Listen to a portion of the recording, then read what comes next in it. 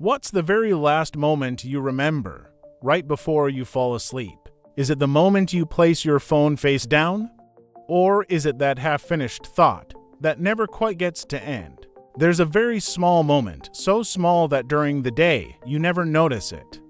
It usually happens right after you place your phone face down. The room goes quiet, the light is still on, but somehow it feels softer. Your eyelids get heavy. Your body stays still, but inside, something starts to slow down.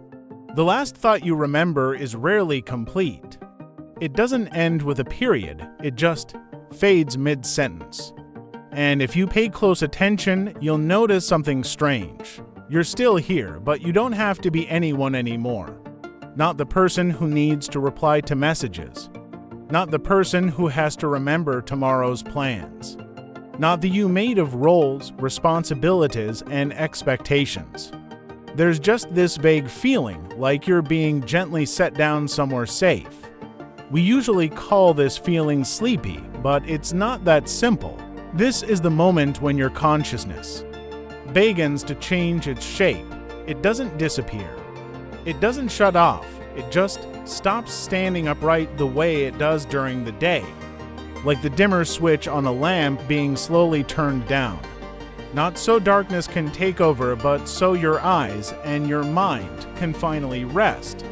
What's interesting is this. We pass through this moment every single night, yet we almost never stay with it, because the second it appears, we get nervous, we try to fall asleep faster, or we start worrying. Why does my head feel weird? Why does everything feel different? Am I losing control? But what if I told you that this half-awake, half-dreaming state isn't a sign that something is wrong? What if it's actually the moment your nervous system is doing the smartest thing it knows how to do? What if your consciousness doesn't vanish when you fall asleep? It simply softens like water settling, preparing to reflect the sky. And what if that nightly feeling of coming and done isn't something to fear, but a quiet invitation to return to a version of yourself that doesn't need to perform in order to exist? Before we talk about deep sleep, before we go into mysteries or big philosophies, we need to pause right here, in this moment where you're not fully asleep, but not fully awake either, because this is where it begins. Not with disappearing, but with consciousness. Learning a different way to be present, and this is where we'll start. Hypnagogia, when consciousness begins to change shape. You may not know its name, but I promise you this, you've been here before. It's that moment when your body is already tired, but your mind hasn't fully turned the lights off yet. You're lying still, eyes closed, and then something strange happens. Sometimes you hear someone call your name. Clear as day, you open your eyes, no one's there. Sometimes an image flashes through your mind. Quick like lightning, a face you don't recognize. A place you've never been, a scene with no beginning and no ending. And sometimes it's a thought that makes no logical sense at all. But somehow, it feels true in a way your daytime mind could never quite explain. This isn't dreaming, and it's not fully sleep either. This is hypnagogia, that in-between state. Half awake, half drifting, where your consciousness doesn't disappear.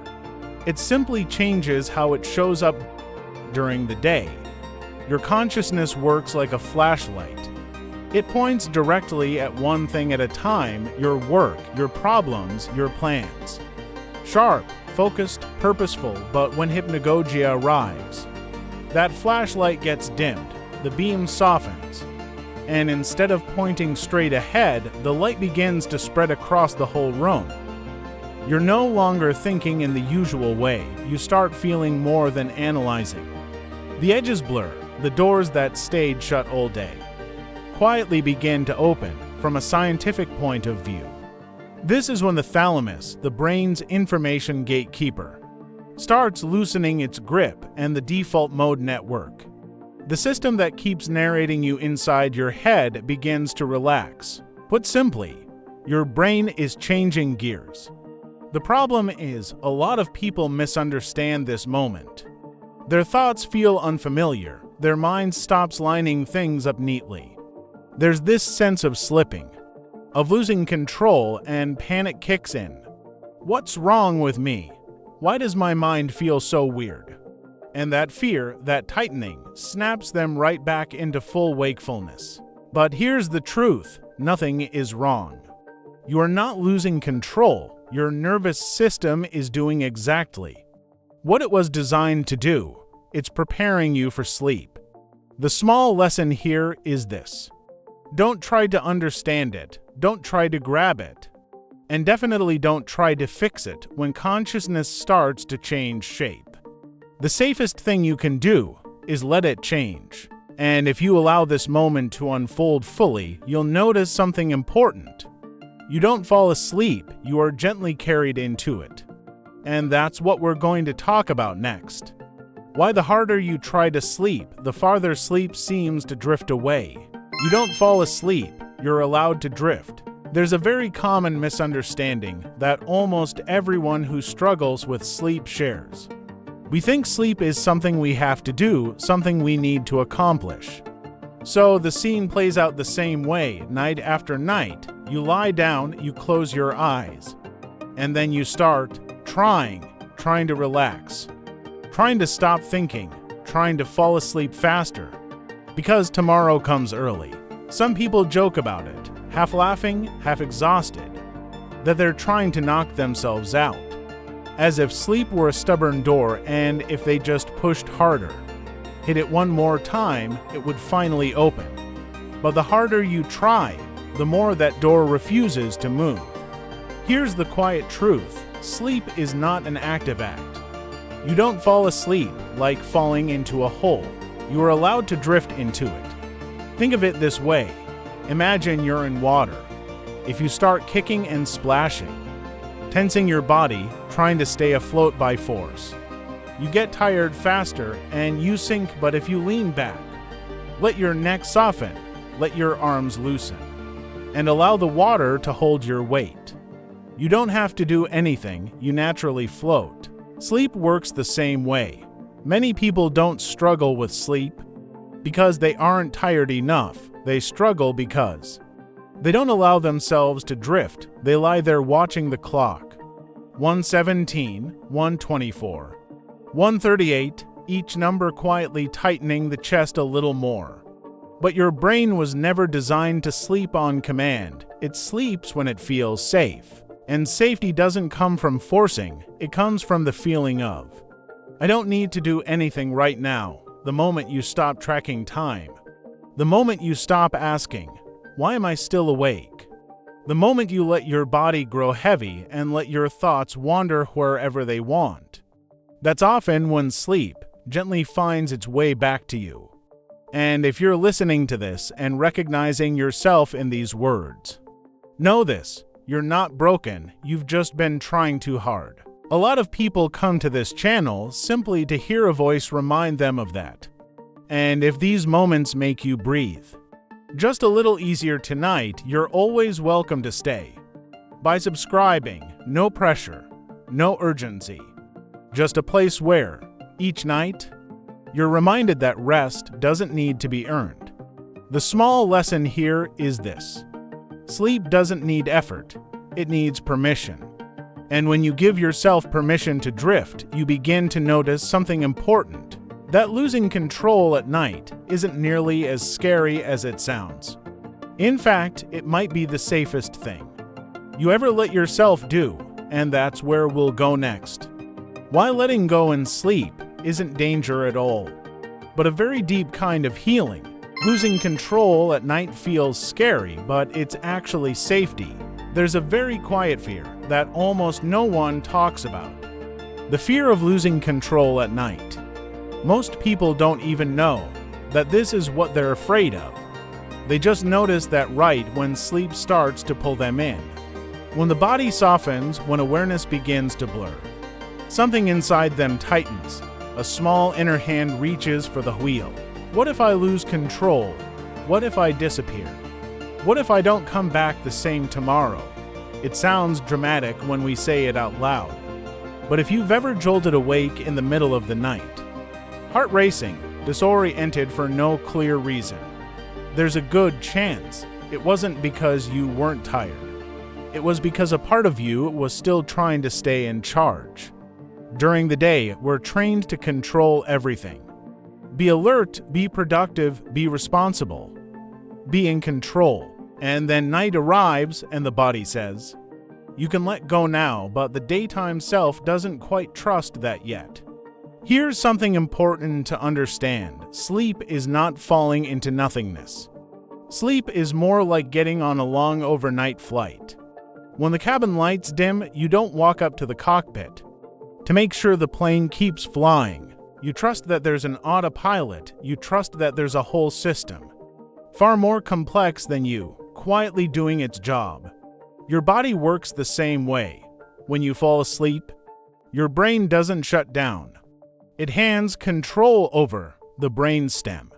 One of the oldest, wisest parts of your brain steps forward. Your autonomic nervous system takes the lead. It regulates your heartbeat, keeps your breathing steady, repairs tissues, sorts memories, resets emotional circuits, and all of this happens best when you're not interfering. Your heart beats all night without you reminding it. Your lungs breathe without permission. There is an intelligence older than your thoughts, older than your fears, that has been taking care of you since before you ever learned the word control.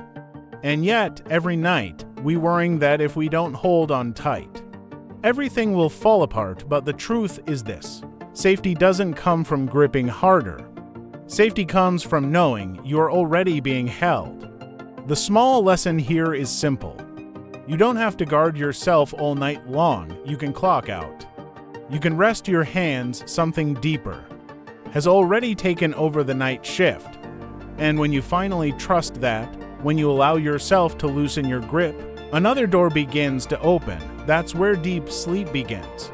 A place with no images, no stories, no effort, but where your body and mind are restored more than anywhere else. Deep sleep isn't emptiness, it's restoration without a story. There's something quietly interesting about deep sleep. When you wake up after a really good night, you'll often say things like, I slept so well last night, that was deep sleep. But if someone asks you a simple follow-up question, what was it like? What do you remember? Most of the time, there's nothing to tell. No images, no dreams, no scenes, no storyline. There isn't even a clear you who could narrate what happened. And because of that, many people assume that deep sleep is just a kind of emptiness, a blank space, a period where nothing happens. But the truth is almost the opposite. If dreams are like a movie, with characters, emotions, and plots, then deep sleep is like backstage. No spotlight, no audience, no applause. But behind the curtain, the most important work is quietly happening. When you enter deep sleep, your brain slows down dramatically. Large, steady brain waves roll through like gentle night tides. This is what scientists call slow-wave sleep. And in this state, a hidden system comes online, the glymphatic system. You can think of it as the brain's nighttime cleaning crew.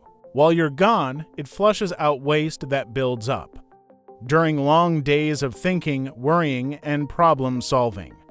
The stuff linked to mental fatigue, emotional overload, that heavy, foggy feeling in the head.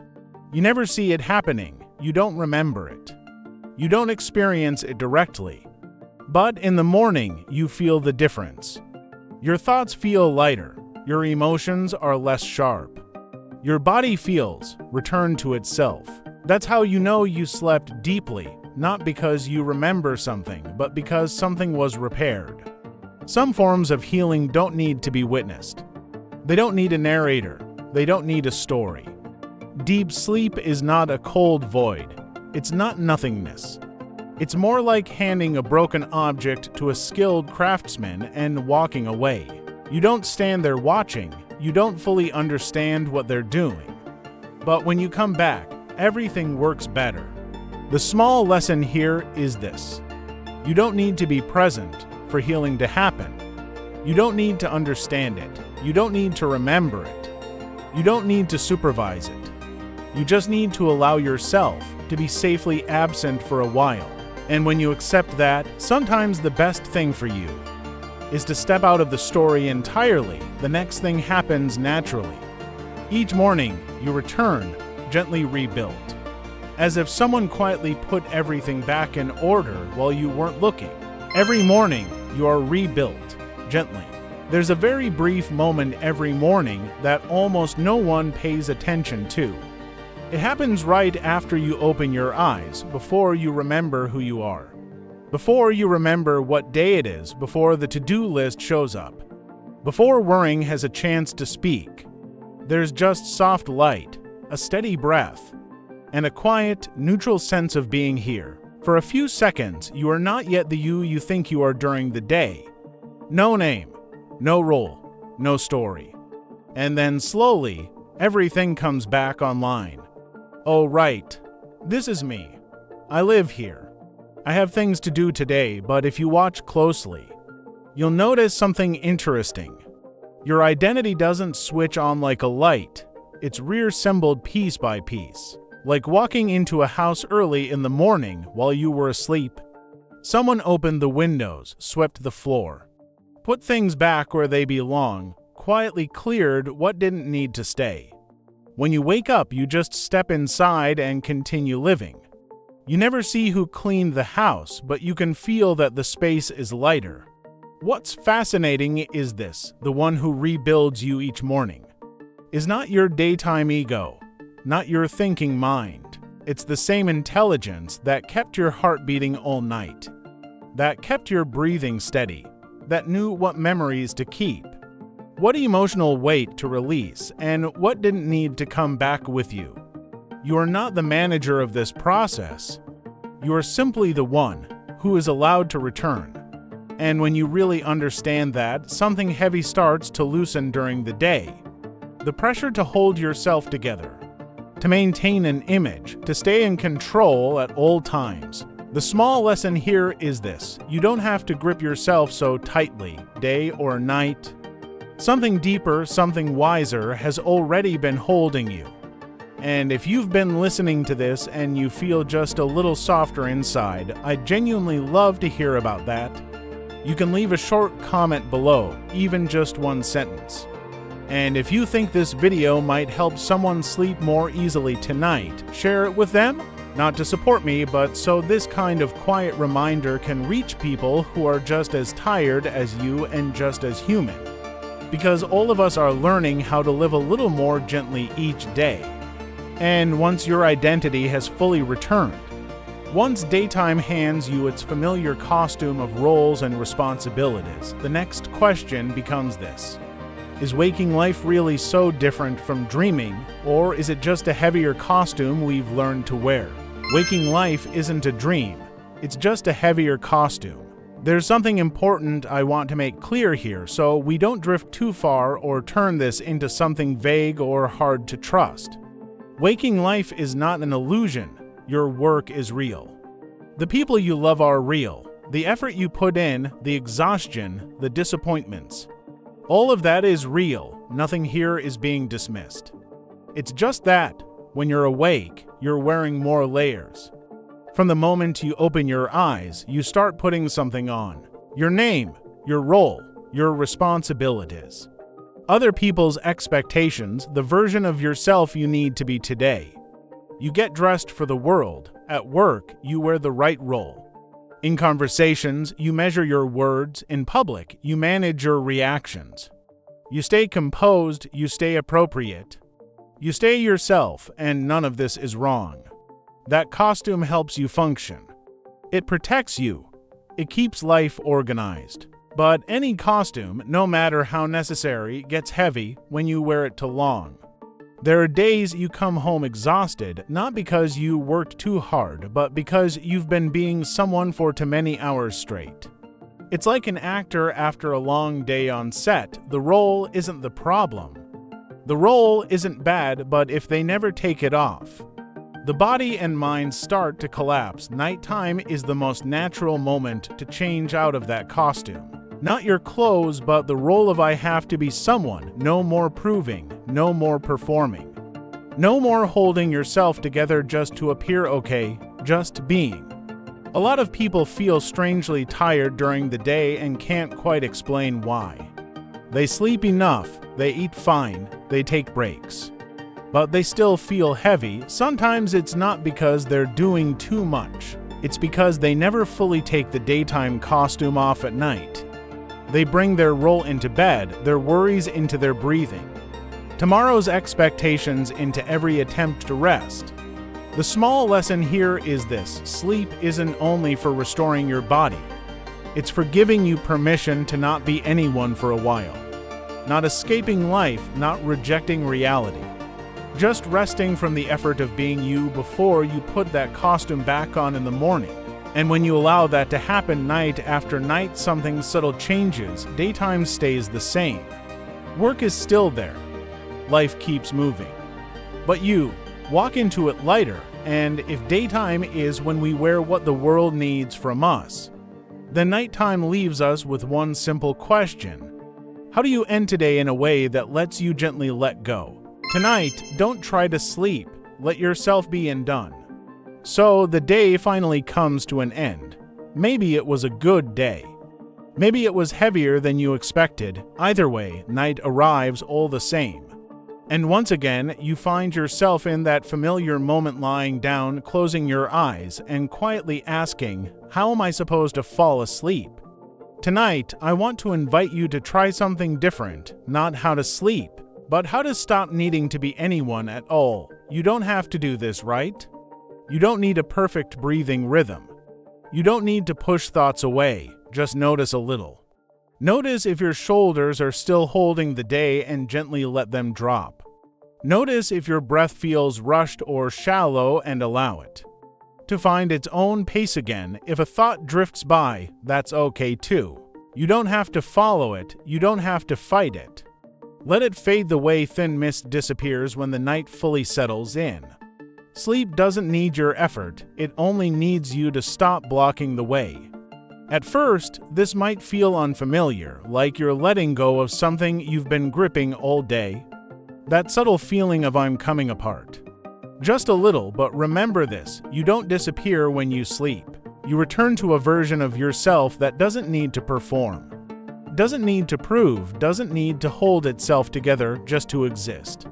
The small lesson for tonight is this: sleep doesn't take anything away from you.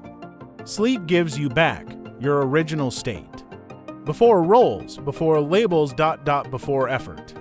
And if right now you're still awake, that's okay. Just know this: you are allowed to let go. You are allowed to clock out.